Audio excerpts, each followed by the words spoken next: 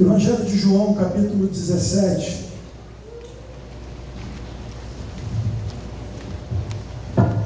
Som.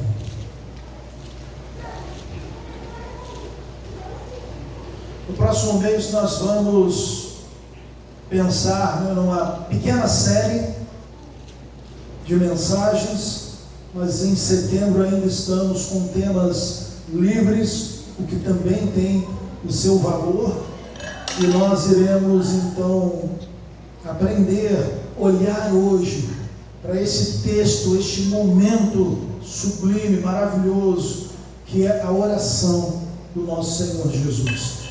Eu vou ler, queridos, o capítulo 17, e eu peço a você que acompanhe a leitura deste capítulo.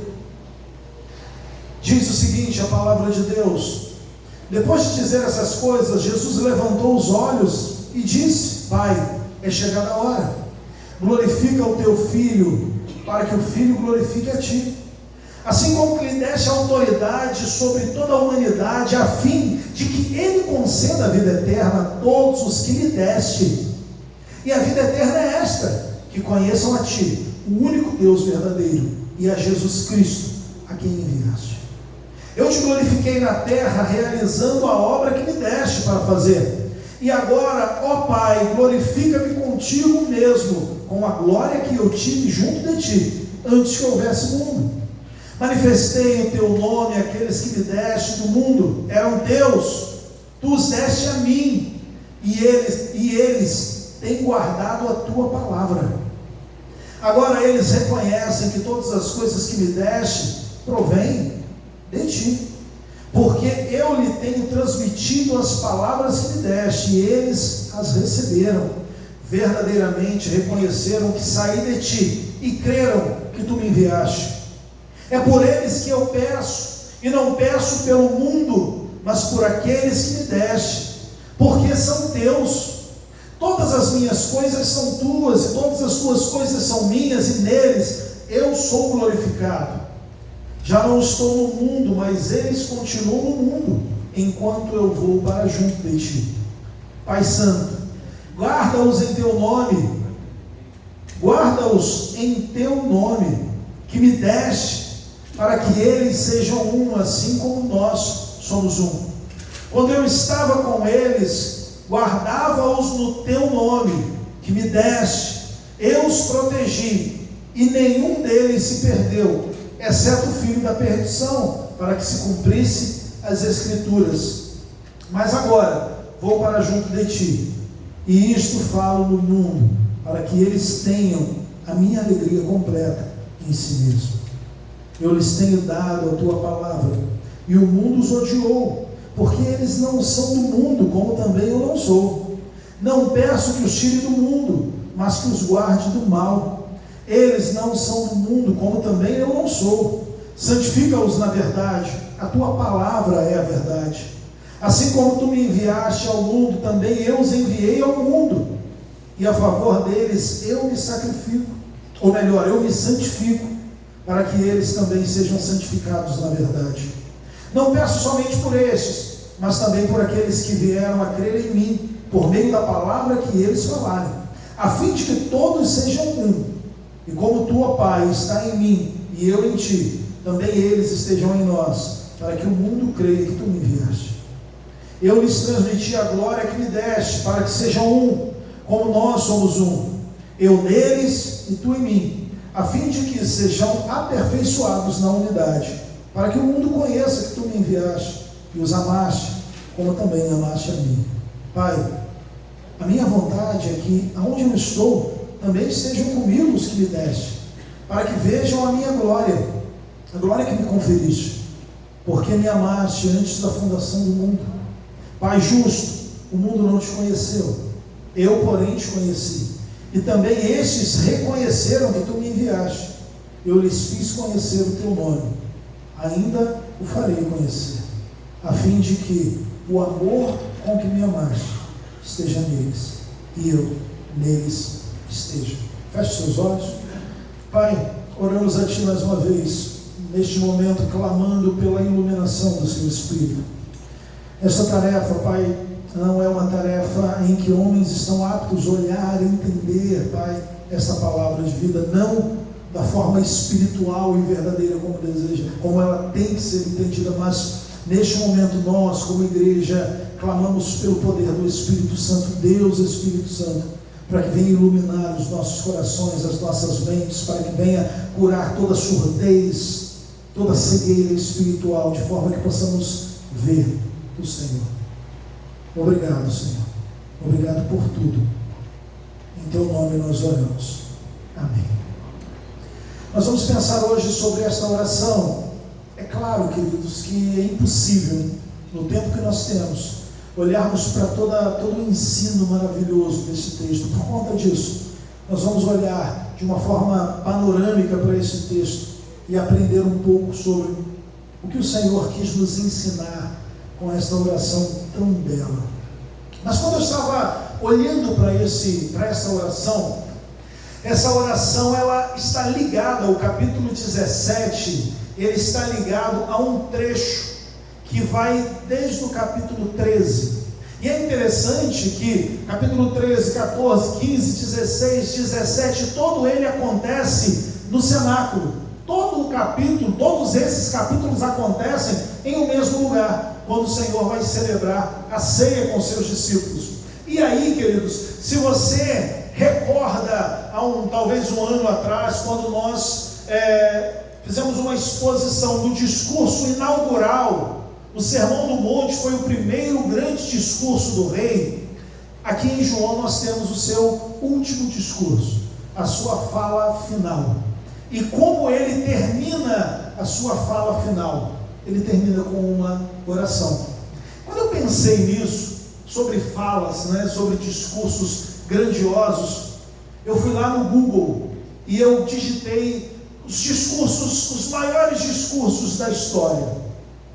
E vários discursos nós temos. Eu não sei se você gosta disso, eu comprei um livro com discursos, onde você vê aqueles homens inspirados, talvez não por Deus, mas por pensamentos ideológicos, por lutas. Um discurso que está sempre nos maiores discursos é um discurso chamado Nós Nunca Nos Renderemos, de um homem chamado Winston Churchill. Também tem um discurso de Abraham Lincoln, o presidente, talvez um dos mais famosos, se não o mais famoso, e esse discurso é o discurso de Gettysburg. Mas normalmente, quando nós pesquisamos sobre discurso, não é Jesus, tá, queridos? Não é, o mundo não se renderia, mas está na cabeça, em várias listas, em primeiro lugar, um discurso chamado, que tem como título, Eu Tenho um Sonho, de um pastor batista chamado Martin Luther King. E é interessante que Luther King, ele lutava contra a discriminação racial, então ele era um ativista nesta área, e também um pastor batista, e esse discurso é belíssimo. Eu trouxe algumas frases aqui para que você possa entender como é bonito aquilo que ele deseja. E ele vai dizer o seguinte: digo-lhes hoje, meus amigos, que apesar das dificuldades e frustrações do momento, eu ainda tenho um sonho. E esse sonho profundamente enraizado no sonho americano. Eu tenho um sonho que um dia, nas montanhas da Geórgia, os filhos de descendentes de escravos e filhos de descendentes de donos de escravos poderão sentar-se juntos na mesa da fraternidade. Eu tenho um sonho que meus 4 pequenos filhos um dia viverão em uma nação onde não serão julgados pela cor da sua pele, mas pelo conteúdo do seu caráter. Eu tenho um sonho hoje. E ele finaliza então o seu discurso dizendo: e quando isso acontecer, quando permitirmos que a liberdade ressoe, quando a deixarmos ressoar de cada vila e cada lugar, de cada estado e cada cidade, seremos capazes de fazer chegar mais rápido o dia em que todos os filhos de Deus, negros e brancos, judeus e gentios, protestantes e católicos, poderão dar as mãos e cantar as palavras da antiga canção negra: finalmente livres, finalmente livres. Graças a Deus Todo-Poderoso, somos livres finalmente. Este é um pequeno, belíssimo discurso. Você se emociona sabendo da luta naquele momento histórico. Mas então nós olhamos para a palavra e olhamos para aquele que é o maior de todos. Palavras como a de Luther King, Lincoln, palavras como do Churchill, são palavras bonitas, palavras inspiradoras. E é interessante nós entendermos por que os homens se emocionam e se motivam com essas palavras, porque eles entendem a causa. Nós entendemos ao ler as palavras de Luther King que o racismo é algo errado, nojento, que precisa ser combatido, era combatido aqui e até hoje precisa. Então os homens, eles vestem essa camisa, eles compram essa ideia, eles ressoam essa mensagem, eles lutam por esta causa, porque entendem o quão errada ela é. Mas então nós olhamos agora para a palavra, e por que dentro da própria igreja, palavras como esta de Jesus, discursos como este de Jesus, orações como esta, não nos quebrantam, não nos motivam, não nos fazem levantar e glorificar a Ele? Porque por vezes o texto vai dizer aqui, né? O texto ele vai fazer uma separação, a separação entre aqueles que foram dados a Cristo pelo Pai e aqueles que são do mundo. E sabe qual é a grande questão, queridos? Você só consegue se emocionar, se motivar, você só consegue ser quebrantado com palavras como essa que nós veremos hoje, se de fato você for um filho de Deus. Você só consegue chorar diante de palavras como esta se você foi alguém que lá, antes da humanidade existir, antes do mundo ser criado, seu nome já estava escrito no livro da vida. Então olhar para as palavras de Jesus, entender estas palavras, olhar para os nossos irmãos e ver que eles estão entendendo, que os seus corações estão quebrantados e contritos, isto mostra o povo que nós somos. Isto mostra de fato qual é a nossa identidade, filhos de Deus. E por vezes, aqueles que não são, ainda que estejam conosco, ainda que façam parte do hall de membros, ainda que tragam as suas contribuições, ainda que participem das atividades, se eles não são filhos de Deus, serão apenas palavras. Serão apenas palavras. Jesus, ele faz o seu último discurso. Em seu último discurso, ele fala da morte, ele fala que os discípulos serão dispersos, ele fala da perseguição, ele fala das dificuldades. E como eu já disse, diante desse grande privilégio de ouvir Deus, ouvir o Filho falando com o Pai no final do seu discurso, nós aprendemos verdades eternas, necessárias, muitas delas já foram faladas aqui hoje. Salvação, segurança da salvação, a necessidade de unidade, de estarmos juntos. Jesus, ele está aqui com esta oração, finalizando o seu último discurso, mas está na introdução do seu sofrimento. A partir daqui, Jesus vai caminhar para a cruz. A partir desta oração, depois de orar com seus discípulos, se você olhar na sua Bíblia, capítulo 18, Jesus é preso. Então Jesus ora, encerrando talvez as suas falas poderosas, mas agora caminhando em direção à cruz. Não caminhando em direção à cruz como um prisioneiro. Pastor Hernandes chega a dizer que Jesus caminha até a cruz não para a sua prisão e morte, mas para a sua coroação. Ali ele estaria cumprindo o plano, a vontade, o desejo do Pai. Mas antes então, nessa introdução do sofrimento, o que nós vemos? Nós vemos o coração de Jesus Cristo. Nós vemos as prioridades de Jesus. Jesus, claro que de uma forma intencional, ele abre o seu coração agora para que nós pudéssemos contemplar quais são as prioridades de Jesus. Eu não sei quanto você ora ou quanto você ora. Eu não sei se você ora diariamente, se não faz, deveria. Mas entende que oração para nós às vezes é uma lista de pedidos.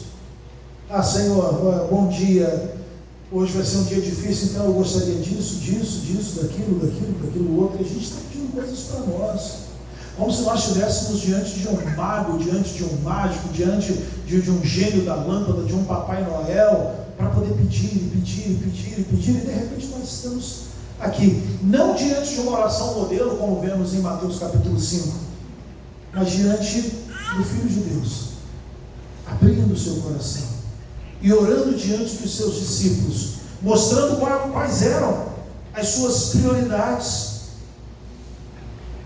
Finaliza-se então a história e Jesus caminha para a cruz. Mas antes disso, eu gostaria de ressaltar com você: o Senhor, Ele ora pela salvação dos seus, Ele ora mostrando qual é a segurança que nós temos nessa salvação, porque Ele havia dito para os discípulos: olha, virão tempos difíceis. Então Ele ora tratando da consumação da salvação, da segurança desses homens e da unidade. Teria muito mais coisa, mas nós vamos apenas pensar nesses 3 pontos, nesses 3 ensinos. E Jesus começa dizendo no versículo 1: Pai, é chegada a hora. Muitas vezes no Evangelho nós vemos Jesus dizendo o contrário, né? Olha, a minha hora ainda não chegou, não é chegada a hora.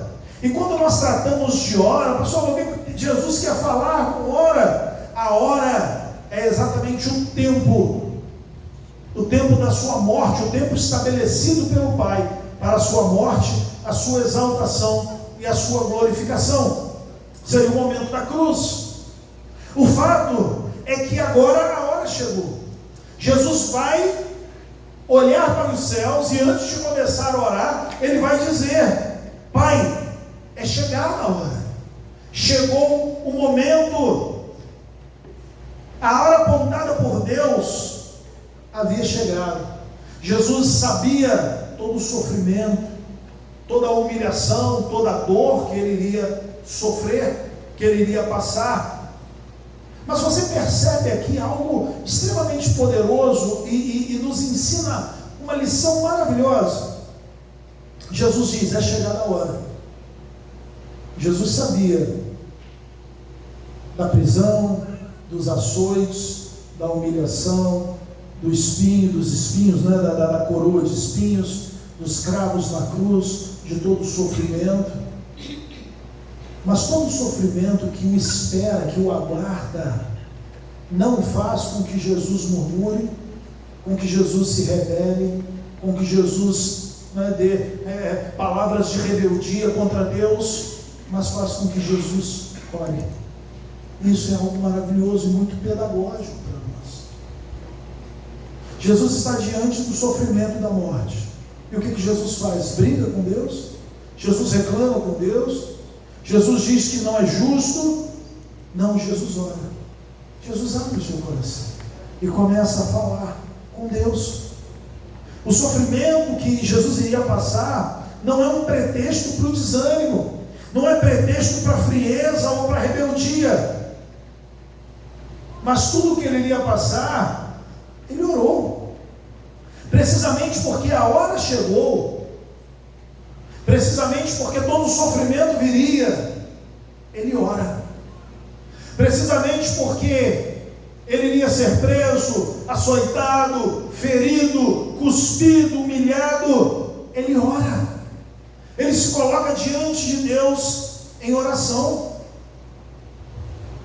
Com frequência, queridos, as Escrituras, ao dar ênfase à soberania de Deus, esta soberania por vezes funciona como um incentivo para a oração. Deus é soberano, então devemos orar. Por vezes Deus nos leva por caminhos que nós não entendemos, devemos orar. Por vezes estamos passando por lutas, problemas, dificuldades, devemos orar. As provações, dificuldades, lutas, problemas, tempestades desta terra, assim como nós estamos olhando para Jesus agora, devem nos levar à oração, a abrir os nossos corações diante do Senhor, ao colocar as nossas petições diante do Senhor. Jesus então começa a orar. A prioridade de Jesus, nós vemos nesta oração, é a glória de Deus. Jesus estava indo para a cruz, glorificando a Deus e para a glória de Deus, porque foi Deus quem planejou a salvação. É Deus quem planeja essa salvação antes de criar o mundo, e agora Cristo, Ele vai executar este plano. Então Ele caminha até a cruz para executar o plano de salvação e assim glorificar a Deus. A cruz, ela mostra a sabedoria de Deus em providenciar um plano aonde Ele pode ser justo. Olha que coisa linda, preste atenção nisso. A cruz, ela mostra a inteligência, a sabedoria de Deus. Por quê? Porque através da cruz, Deus, Ele pode ser justo e pode ser justificador de pecadores. A questão é, o céu é um lugar santo e para santos. Você pode entrar no céu, queridos? Você pode entrar. Como que Deus, sendo justo, Ele pode receber pecadores no céu? Essa pergunta já foi feita milhares de vezes, né? Como? Porque Deus não só é justo, mas Ele justificou pecadores. E aonde esta sabedoria, ela transborda? Na cruz. Porque na cruz, Deus, que é justo, estava morrendo e pagando o preço pelo pecado. E a partir de agora, pecadores se tornam justos, porque os seus pecados foram pagos naquela cruz. Jesus paga a dívida, e como Deus, Ele se torna o justificador. Ele te dá uma fatura paga. Nós vamos ver isso daqui a pouco. Ele vai declarar, está consumado, e quando declara está consumado, Ele está dizendo, o preço foi pago, não há mais dívida. Os meus, aquele que o Pai me deu, eles podem entrar pelos portões da Nova Jerusalém. A cruz demonstra essa sabedoria de Deus, porque é um Deus justo, agora é um Deus também que justifica, é um Deus que paga o preço, é um Deus que limpa a ficha, é um Deus que abre o caminho para que os seus filhos possam entrar pelos portões da eternidade. E Jesus está caminhando para esta cruz, para ser o justificador dos seus.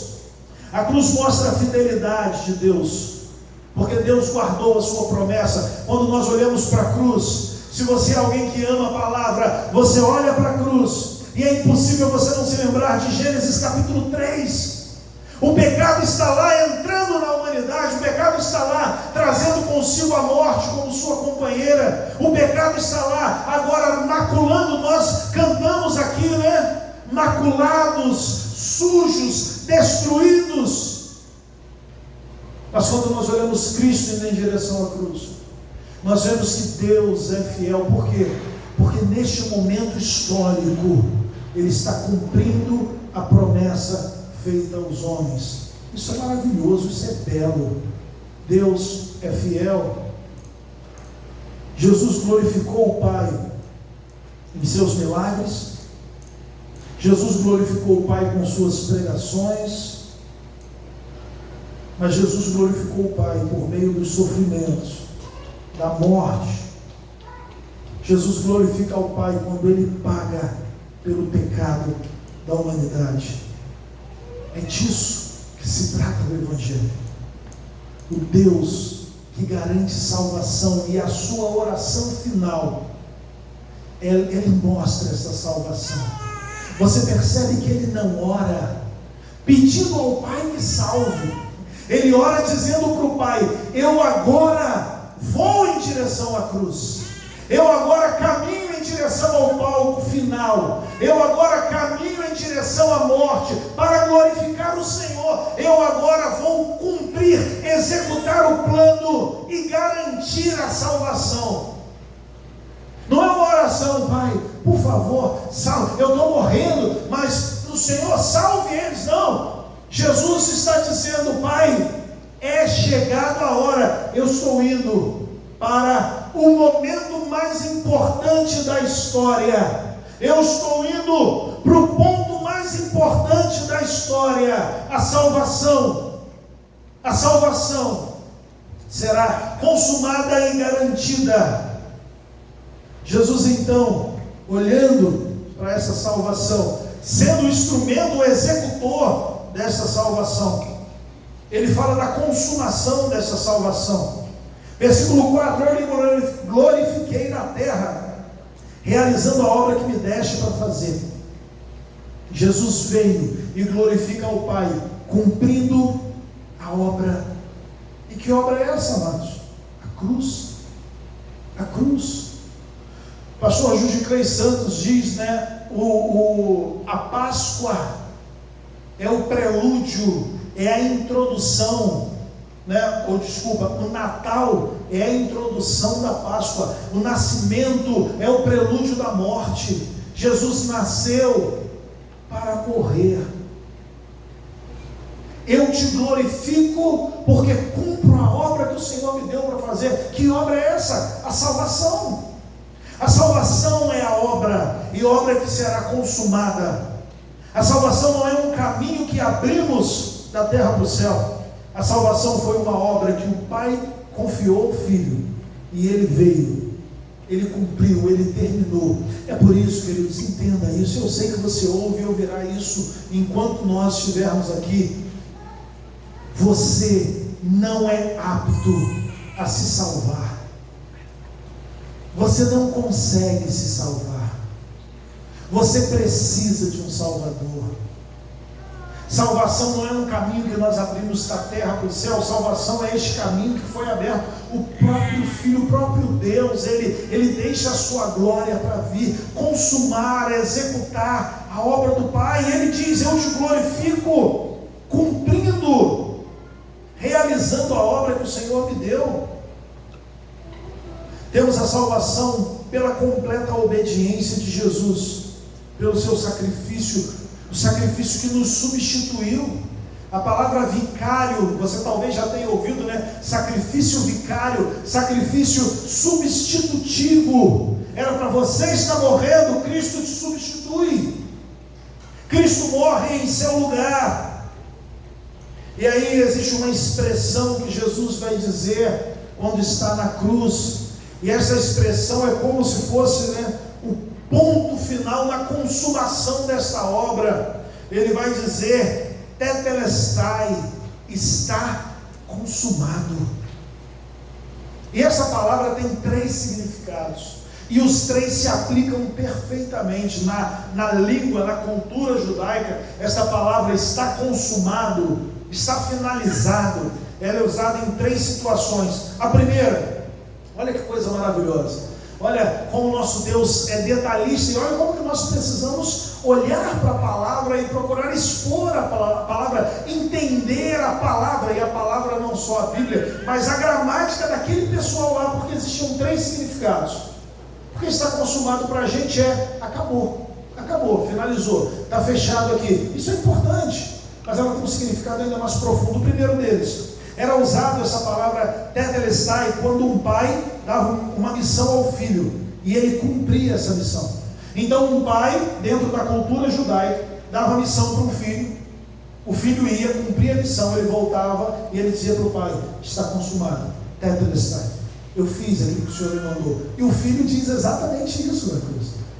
Ele está dizendo para o pai: eu cumpri a missão que o Senhor me deu. Mas não só isso, um segundo significado: quando se pagava uma nota promissória, né? Quando você pagava uma dívida, você terminava de pagar aquela dívida, e então você recebia na sua nota, na nota que vinha constando a sua dívida, pagou a última parcela, havia um carimbo, e esse carimbo estava escrito: tetelestai, está consumado, finalizado, a dívida foi paga completamente.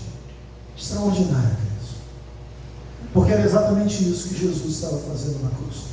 Está consumado, a dívida foi paga, vocês não devem mais nada. Mas em terceiro lugar, quando se recebia a escritura de um terreno, nessa escritura vinha um carimbo, tetelestai. 3 significados completamente aplicados a esta obra da cruz, que comunicam a nós que o Filho cumpriu a ordem do Pai, Ele executou o plano, Ele pagou a nossa dívida e Ele nos garantiu um lugar. Está consumado. O primeiro ponto dessa oração que eu gostaria de ressaltar com vocês, então, é a garantia da salvação. A salvação não está garantida porque você lê muito a Bíblia, porque você vem à igreja, porque você dizima. Ah, pastor, então essas coisas não são importantes, posso começar a faltar, não ajudar? Não, na verdade nós fazemos essas coisas em gratidão. Eu me envolvo com o corpo em gratidão, não é porque eu sou bom, não é porque eu sou legal, não é porque tem talento, não, irmão, aquele irmão Pedro tem talento, irmão Kleber tem talento, eles se envolvem por causa disso. Não, isso é gratidão. Nós estávamos mortos em delitos e pecados, o Senhor nos alcançou, e Ele consumou a obra, Ele pagou a dívida. Então a salvação, queridos, ela só é real e garantida porque Cristo cumpriu completamente a vontade do Pai, Ele executou o plano. Mas ainda uma segunda doutrina belíssima, o Senhor em sua oração vai demonstrar aqui.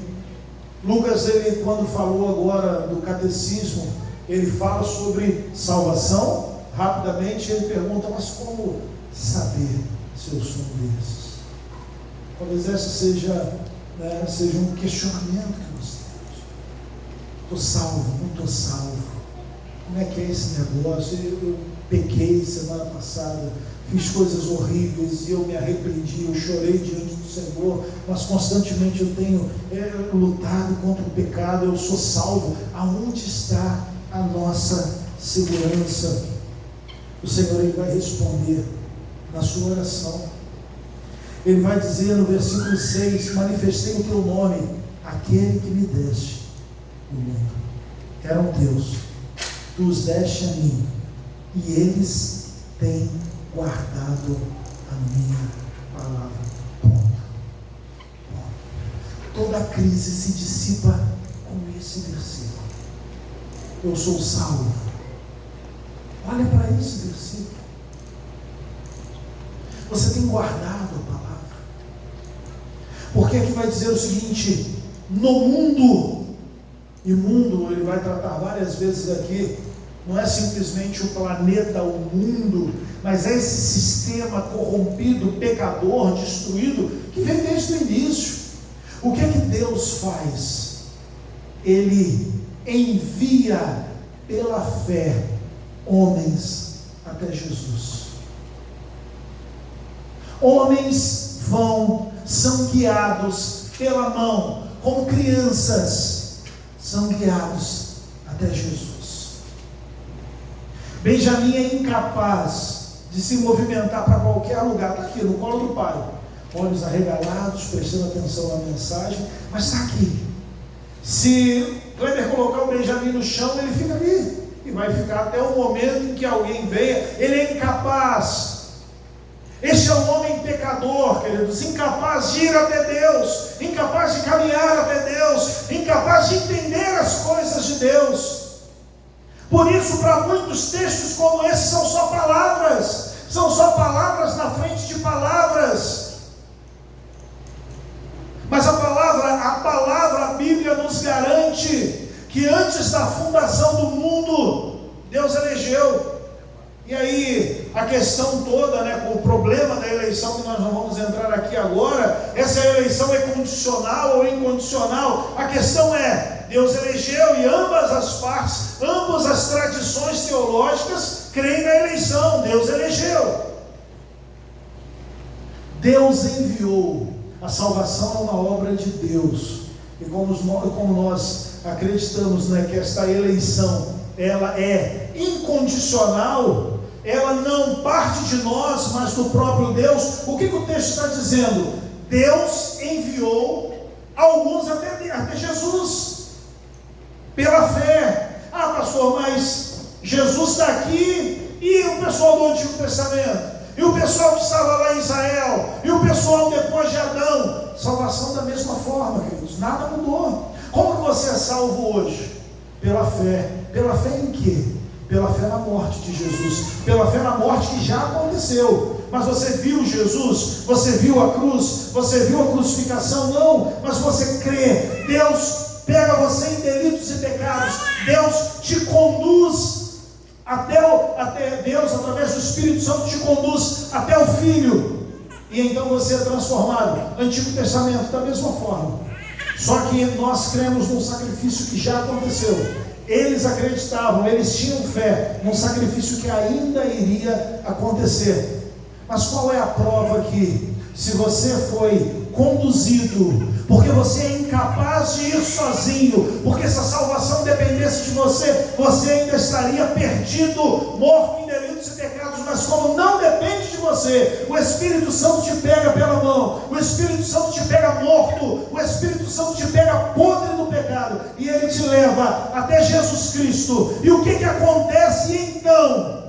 A palavra habita a sua vida, você guarda a palavra, você ama a palavra, você vive pela palavra, você é guiado pela palavra.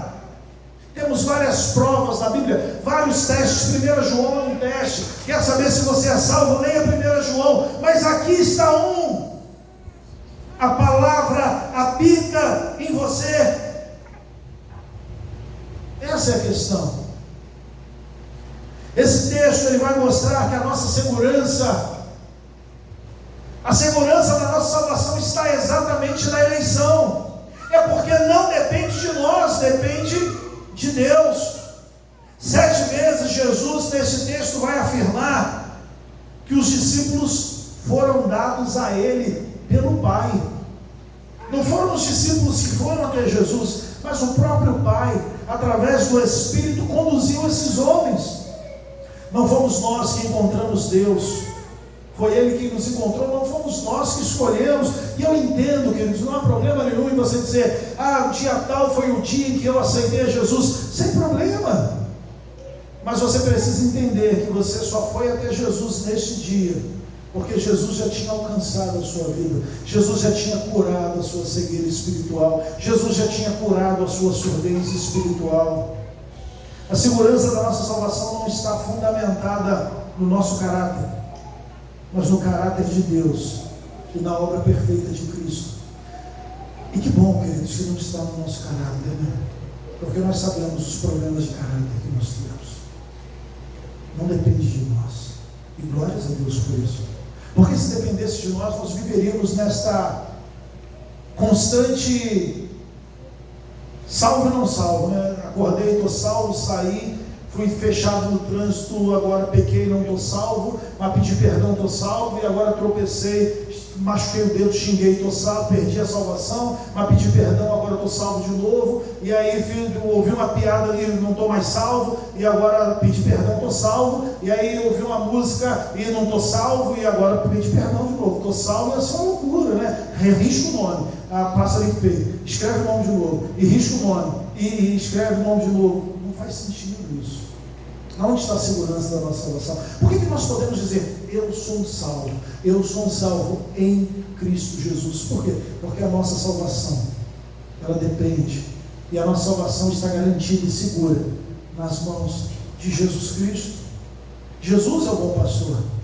Jesus é o bom pastor que dá vida pelas suas ovelhas. Jesus é o bom pastor que cuida das suas ovelhas. Por que nós estamos salvos? Jesus vai dizer, versículo 12 aqui: quando eu estava com eles, guardava-os no teu nome, que me deste, eu os protegi, e nenhum deles se perdeu, exceto o filho da perdição, para que se cumprisse a Escritura. Você entende? Jesus está dizendo o seguinte: eles estão seguros. Enquanto eu estava na terra, eu os protegi.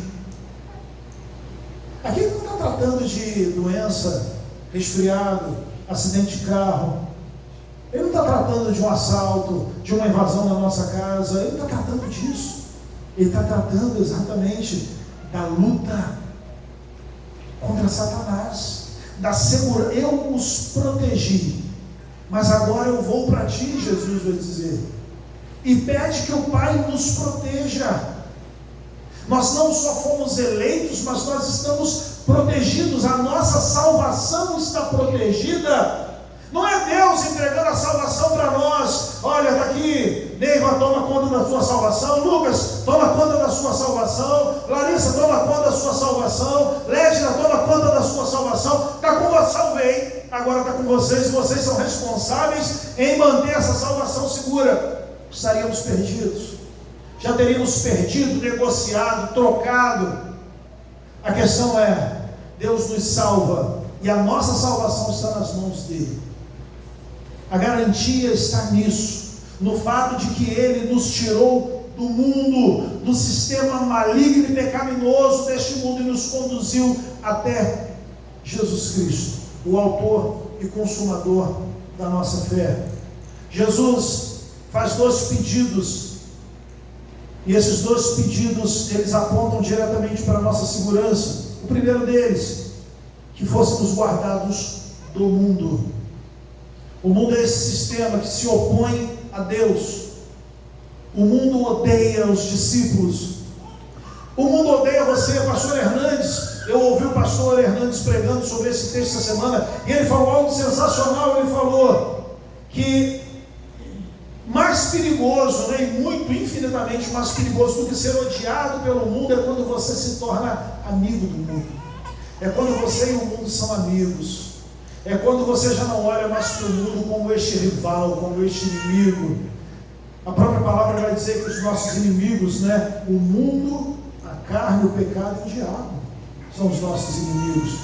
Mas alguns de nós estão muito próximos ao mundo, olhando o mundo sobre outras óticas. Entenda o seguinte, queridos: discípulos de Cristo, crentes, são odiados pelo mundo. O mundo odiou a Cristo e vai nos odiar também.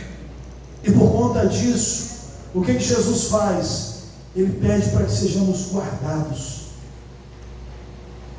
Guardados do mundo, desse sistema maligno e opositor, mas também no versículo 15, que sejamos guardados do mal. Aqui, talvez uma tradução melhor seria maligno. Guardados do maligno. Para quê? Para que o diabo não toque na nossa vida e eu não tenha uma doença? Não. Para que permaneçamos militantes, lutando e firmes contra as astutas ciladas do diabo. O mal aqui, o maligno, é o inimigo, esse inimigo real. Quando ele diz no versículo aqui, olha, nenhum deles se perdeu, só o filho da perdição, que é Judas, é porque Judas era do mundo. Judas era um perdido desse sistema maligno, habitado pelo Satanás. E esse não foi, por quê? Porque Judas não foi dado a Jesus. Todos os outros sim. E esses que foram, permaneceram firmes, seguros, protegidos. Pecadores se arrependeram, foram restaurados, como vemos Pedro. Satanás entra em Judas e o leva ao caminho de morte. O nosso inimigo cega o entendimento, e os incrédulos têm o seu entendimento cegado. É aquele que está sentado aqui, está cansado, está pensando: que horas que ele termina, que horas que ele para de falar. Entende? É isso, entendimento cegado. Nada dessas palavras alcançam o coração, são só blá, blá, blá, blá, blá. Caramba, já está chato, que hora que termina? Será que já está acabando? Porque eu não estou aguentando mais. Ouvidos surdos, corações fechados, sem entender a profundidade da beleza da doutrina que o Senhor Jesus está, através da sua palavra, trazendo para nós. Estamos seguros, queridos. A Bíblia diz que Jesus está à destra do Pai, e Ele está lá, assim como fez no capítulo 17, está intercedendo por nós. Romanos 8:34. E em último lugar, primeiro ele fala da salvação garantida, porque ele executou a obra, ele cumpriu, ele consumou a obra. Ele fala da segurança da nossa salvação, mostrando que nós estamos seguros, que crentes, que aqueles que foram enviados até Cristo estão seguros. Mas ele também vai tratar da unidade. Talvez a manifestação dessa salvação, a marca da salvação, a palavra dentro de nós, agindo, guiando as nossas vidas, e o fruto da salvação, unidade. Jesus pede por isso. A partir do versículo 21, ele vai pedir por isso, a fim de que todos sejam um, como tu, ó Pai, está em mim e eu em ti, também eles estejam em nós, para que o mundo creia que o Senhor me enviou. É muito doloroso, queridos, nós vermos divisões, talvez divisões entre igrejas, brigas nas redes sociais, divisões dentro de igrejas locais, pessoas com corações endurecidos, não perdoam. Talvez o fruto dessa salvação, o fruto visível do Evangelho, seja a unidade. Nós vimos aqui na nossa EBD, na necessidade que o mundo tem de enxergar Deus e na impossibilidade de enxergá-lo, né? Aonde eles olham, para onde eles olham? Para a igreja. E o que eles deveriam ver na igreja? Unidade. Pessoas unidas, pessoas caminhando no mesmo propósito. Porque nós devemos buscar unidade, queridos? Em primeiro lugar, porque Jesus pediu isso ao Pai. Isso já deveria ser o suficiente, né? Por que eu devo me unir aos meus irmãos? Porque Jesus pediu isso. Porque essa é a vontade do nosso Salvador. E vivamos unidos. E aqui viver unido, queridos, não é porque eu tenho então que aceitar tudo, não, porque eu tenho que pensar, ou não, porque nós vamos ter que falar uma mesma, não, porque vai virar um monte de roubo. Não, unidade aqui é, a despeito das nossas diferenças, aquilo que nos une é muito maior do que aquilo que nos separa. Então nos unimos, então caminhamos em uma mesma direção. Jesus só tem uma igreja, um rebanho, uma noiva. A unidade é o desejo de Jesus e Ele ora por isso. Também devemos nos unir, queridos, porque o mundo perdido, este mundo que precisa ver Deus, este mundo que precisa enxergar esta luz, este farol, enxergará este farol em nós. Nós somos a luz que brilha. Então nós precisamos entender que a unidade é a forma de nós nos unirmos para que o mundo veja a Cristo. A nossa missão, ela depende exatamente dessa unidade. Porque quando o mundo olhar e ver uma igreja fragmentada, uma igreja desunida, não é isso que eles estão procurando. Isso já tem de sobra, e até mesmo certa união eles conseguem. Mas a união dos santos é uma união diferente. É uma união, como eu já disse, mesmo com diferenças, com pensamentos diferentes, nós nos unimos em um propósito. Que propósito é esse? Em primeiro lugar, glorificar a Deus através das nossas vidas. Em segundo lugar, cumprir a nossa missão de mostrar o Evangelho visível. É a igreja é o Evangelho visível. Eles estão ouvindo as boas novas. As boas novas é uma notícia. E aonde essa notícia ganha vida? Na igreja local. E na igreja local precisa haver unidade. Precisam andar juntos. Precisam estar juntos. Não há evangelização eficaz sem unidade. Não temos autoridade para pregar ao mundo, para que se arrependa, se estamos travando batalhas internas dentro da igreja. Jesus falou 3 vezes, né, em níveis de amor, né, o amor ao próximo, o amor sacrificial e o amor da Trindade, aonde nós temos a maior de todas as referências de unidade, na Trindade, a união do Pai, do Filho e do Espírito. Na Trindade é diversidade e unidade, cada um uma missão, mas ainda assim unidos e juntos. Somos nós, diferentes, que se unem em um propósito muito maior. Aonde o mundo enxerga o Evangelho, aonde o mundo enxerga o Evangelho visível na igreja, aonde nós enxergamos unidade perfeita, na união do Pai, do Filho e do Espírito. Para lá que nós devemos olhar. Em último lugar, queridos, Jesus pede ao Pai que os seus discípulos vejam a sua glória e estejam no céu unidos com Ele, né? Se vamos estar no céu e se vamos morar juntos por toda a eternidade, como podemos afirmar que não podemos conviver uns com os outros aqui? Eu não sei se você tem alguém aqui que tu não gosta, eu espero que não. Mas olha para o lado, dá uma olhada para o lado. Olha aí. Está entendendo? A questão é, eu quero morar no céu, mas eu não quero, eu não consigo conviver com o Luiz. Não consigo conviver, pastor. Eu não consigo, não gosto. Porque ele vai fazer o que no céu? O Luiz vai estar lá no céu. O Luiz vai estar lá no céu. Não, eu não gosto do irmão. Então se arrependa. Se arrependa. Esse é o caminho. Arrependimento. Sabe por quê? Porque se nós vamos estar todos juntos no céu, não faz sentido ficarmos travando guerrinhas aqui de não gosto. Não seja infantil, queridos. Seja um crente maduro e cumpra a vontade de Deus. Quando o Senhor fala de oração, Ele fala com doçura e Ele nos traz conforto, porque Ele diz, assim como nós somos um, eu quero que eles sejam um conosco. Eu quero que eles desfrutem desta glória.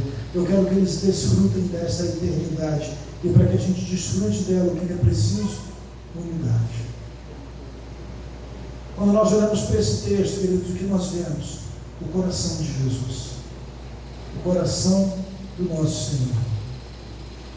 Seja grato, porque a sua salvação está garantida na obra de Jesus. Seja grato, porque você está seguro nas mãos do Deus Todo-Poderoso. E seja maduro.